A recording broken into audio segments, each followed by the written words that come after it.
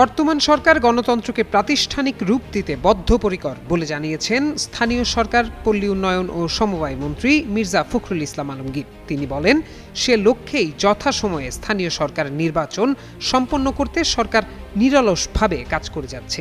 শুক্রবার বিকালে ঠাকুরগাঁও শহরের হাজীপাড়া হাফেজিয়া মাদ্রাসার বহুতল ভবনের নির্মাণ কাজের উদ্বোধন শেষে সাংবাদিকদের সঙ্গে মতবিনিময়কালে তিনি এসব কথা বলেন। মন্ত্রী বলেন, বিসওয়াক্স আর ভিটামিন ই সমৃদ্ধ স্কোয়ারের ময়শ্চারাইজিং মেরি লিপ কেয়ার, এবার হাসুন প্রাণ খুলে।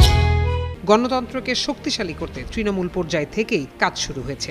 দেশের বর্তমান পরিস্থিতি স্থিতিশীল এবং উন্নয়নের ধারা অব্যাহত রয়েছে। গণতান্ত্রিক প্রক্রিয়া সমুন্নত রাখাই সরকারের প্রধান লক্ষ্য উল্লেখ করে তিনি বলেন, গত 17 ফেব্রুয়ারি বিএনপি দায়িত্ব নিয়েছে। আগের তুলনায় দেশের পরিস্থিতি এখন অনেক ভালো। পুলিশ হত্যার তদন্ত প্রসঙ্গে এক প্রশ্নের জবাবে মির্জা ফখরুল বলেন, বিষয়টি অত্যন্ত গুরুত্বের সঙ্গে দেখা হচ্ছে। স্বরাষ্ট্র মন্ত্রণালয় পুরো বিষয়টি নিবিড়ভাবে পর্যবেক্ষণ করছে এবং তদন্ত সাপেক্ষে দ্রুত আইনি ব্যবস্থা নেওয়া হবে। নিজ আসনের মানুষের প্রতি কৃতজ্ঞতা প্রকাশ করে মির্জা ফখরুল বলেন, ঠাকুরগাঁওবাসীর অব্যাহত সমর্থনে সেবা করার সুযোগ পেয়েছেন তিনি।